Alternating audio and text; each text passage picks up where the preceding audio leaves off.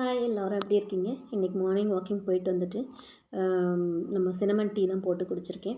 இந்த cinnamon tea போடும்போதே வெறும் சினமன் இல்லாமல் சேர்த்து கூட ஓமம், தனியா, மரக்கொத்தமல்லி அண்டு இஞ்சி இதெல்லாம் போட்டு கொதிக்க வச்சு அதோட இந்த டீயை 1.5 டம்ளர் தண்ணியை விட்டு 1 டம்ளராக அதை நல்லா கொதிக்க வச்சு வடிகட்டிட்டு உங்களுக்கு விருப்பம் இருந்தால் லெமன் பிழிஞ்சிக்கோங்க. இல்லைனாக்கா அப்படியே கூட குடிக்கலாம். லெமன் பிழிஞ்சால் கொஞ்சம் டேஸ்ட் டிஃப்ரெண்ட்டாக இருக்கும். இன்னும் கொஞ்சம் ஸ்வீட் வேணும் அப்படின்னா ஹனி போட்டுக்கோங்க. அதுவும் இல்லைன்னா நாட்டு சர்க்கரை. ஆனால் ஒயிட் சுகர் மட்டும் போடவே போடாதீங்க. வெயிட்லெஸ் ஆகவே ஆகாது. இது நல்லா இருக்குங்க ரெஃப்ரெஷிங்காக. Good morning. எப்படி இருக்கீங்க? இன்றைக்கி மார்னிங் வாக் கிளம்பியாச்சு.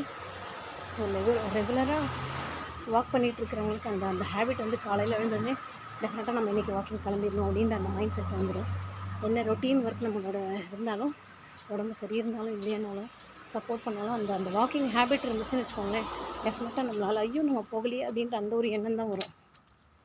இன்றைக்கி வாக்கிங் போயிட்டு வரும்போது இந்த அந்திமந்தார பூ இருக்குது இல்லைங்களா, அதை எடுத்துகிட்டு வந்தேன். அது வாடாமல் இருக்குது. யூஸ்வலாக பறிச்சுட்டு அது வாடிடுங்க.